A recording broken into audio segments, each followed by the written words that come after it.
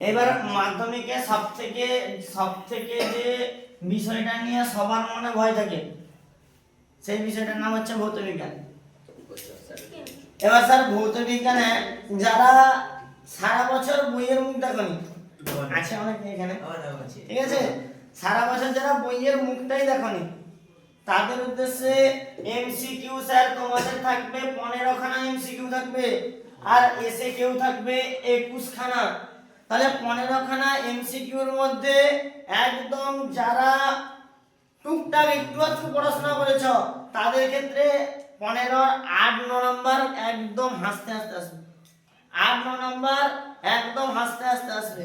আর এসে কেউ 21 খানা এসে কিউর মধ্যে কিছু না হলেও আমি যে চ্যাপ্টারগুলো বলে দিব তার মধ্যে কিন্তু অতি অবশ্যই 14 থেকে 15 নাম্বার অতি অবশ্যই আসবে।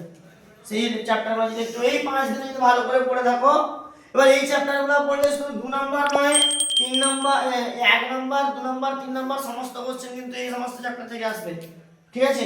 এবার স্যার এমসিকিউ ট্রিকটা বলে দিই, একদম 2017 সাল থেকে 2025 সাল মাঝখানে 2 বছর করোনার জন্য পরীক্ষা বন্ধ, 1 বছর বন্ধ হয়েছিল আর 1 বছর পরীক্ষার মানটা ঠিকঠাক তেমন হয়নি, ঠিক আছে।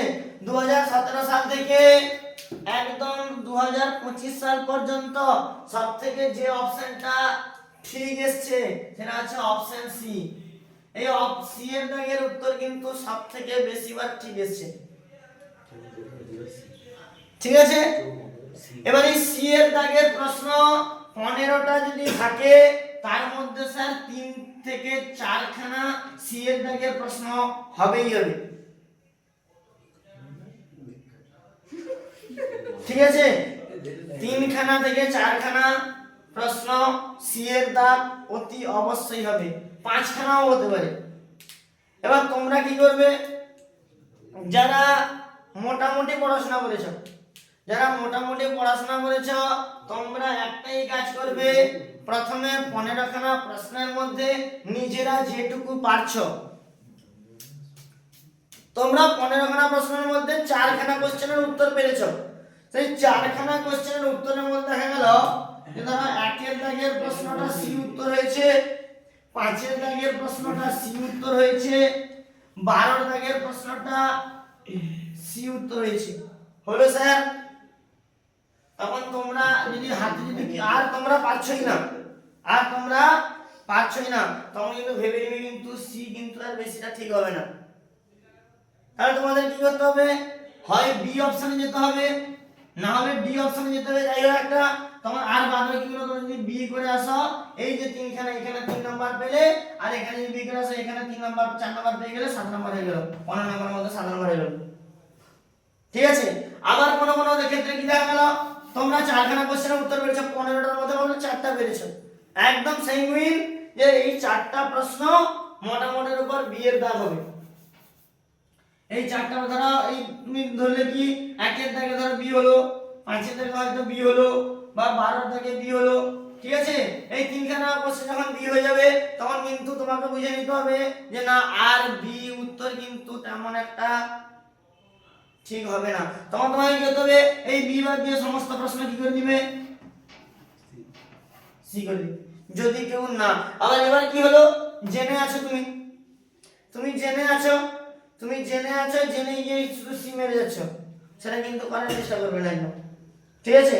এটা যারা সারা বছর মোবাইলের সামনে দিন কাটিয়েছ আর বইয়ের সামনে, বই বলে যে একটা বস্তু তোমাদের মধ্যে আছে সেটা হয়তো ধারণা তোমাদের মধ্যে নেই, তাদের ক্ষেত্রে বলছি এই কথা। আচ্ছা, এবার যারা একটু ভালো আছে তারা কি করলো, তারা হয়তো 15টা প্রশ্নের মধ্যে 11 খানা প্রশ্নের উত্তর পেয়ে গেছো, ঠিক আছে।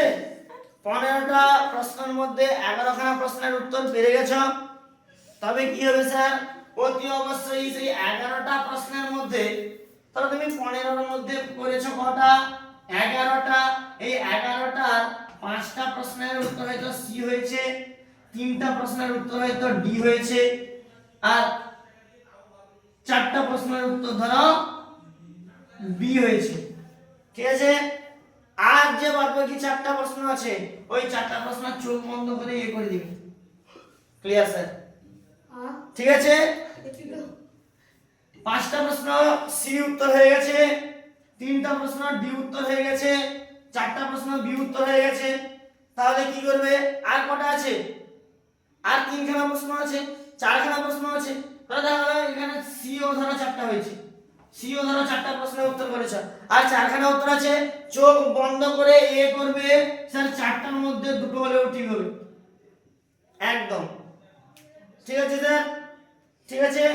আচ্ছা, আর এবার কি হলো, যে অপশনটা তোমার এই অ্যানালাইসিসের মধ্যে থাকবে না, ধরো দেখা গেল কি 12খানা উত্তর হয়েছে, তার মধ্যে কি হয়েছে 4খানা সি হয়েছে, 3খানা ডি হয়েছে, আর কিন্তু এখানে 3খানা বি হয়েছে। ঠিক আছে, আর 2খানা এ হয়েছে। সবগুলো তো আছে স্যার, আমি এবার কোনটা করব? সবথেকে কম যেটা হয়েছে সেটাই করবে। আছে আর কি করতে পারো?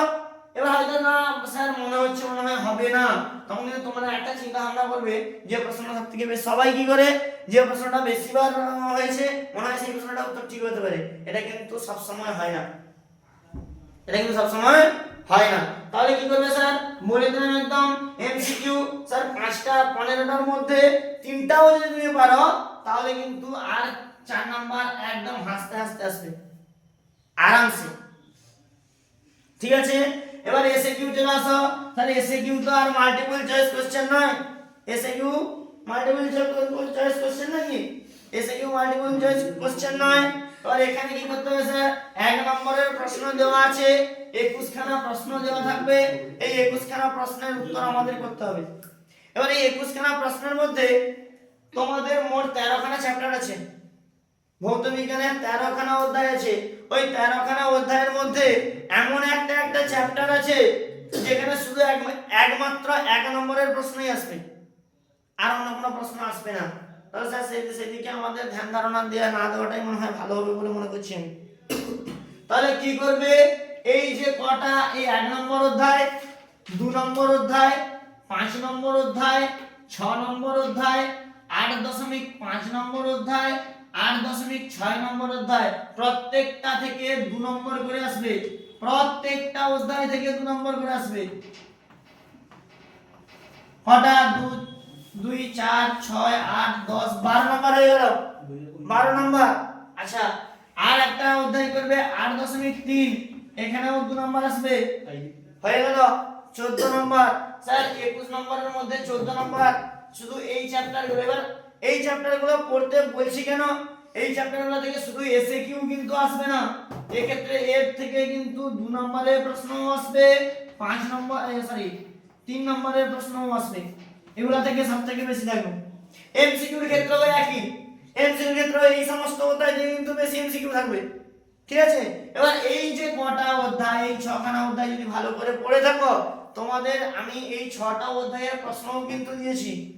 এই 6টা অধ্যায়ের প্রশ্ন যদি ভালো করে পড়ে থাকো, একদম হাসতে হাসতে কিছু না হলেও তোমরা সারা বছর মোটামুটি পড়ে একটা 40টা নাম্বার নিয়ে আসতে পারবে, এইটুকু ধারণা বা বিশ্বাস তোমাদের মধ্যে আছে। ঠিক আছে স্যার, একদম এমসিকিউ ক্ষেত্রে ঠিকটা যদি না পারো, আমি বারবার বলছি, এটা কিন্তু স্যার একদম মানে লাকি কুপন যেটাকে বলে না, লাগলে লাখপতি, লাগলে ছক্কা, না হলে কিন্তু রান আউট হবে, রান আউট। ঠিক আছে, লাগলে ছক্কা, না হলে রান আউট হবে। ঠিক আছে, এবার সেই জন্য বলছি 15 নম্বর। এবার তোমাদের এই কথাও বলতে পারি, এই ট্রিক যদি কেউ ইউজ করে 15টা নাম্বারের মধ্যে 7 থেকে 8 নাম্বার সে অতি অবশ্যই পাবে। ঠিক আছে, কিন্তু যারা ভালো বাচ্চা আছো তারা কিন্তু আর এই 7 নম্বরের জন্য খাটবে না, তারা কিন্তু এই মাত্র 14 নম্বরের জন্য খাটবে না। তাদের একটা টার্গেট থাকবে এই 21খানা প্রশ্নের মধ্যে যেন 18 থেকে 20খানা প্রশ্নের উত্তর তারা দিতে পারে, আর এই 15টা কোশ্চেনের মধ্যে তারা যেন 12 থেকে 14খানা কোশ্চেনের উত্তর দিতে পারে। ঠিক আছে, যদি 12 থেকে 14খানা কোশ্চেনের উত্তর দিতে পারে, অবশ্যই রেজাল্ট হাসতে হাসতে। আর তোমাদের এই কথা বলে দিই, সবাই ভৌত বিজ্ঞানকে ভয় পাও, মাধ্যমিকের খাতায় ভৌত বিজ্ঞানের থেকে সোজা কোশ্চেনে পৃথিবীতে কোনো কোশ্চেন হবে না। ঠিক আছে? ভৌত বিজ্ঞানের মতো সোজা কোশ্চেন একদম হবে না, ঠিক আছে?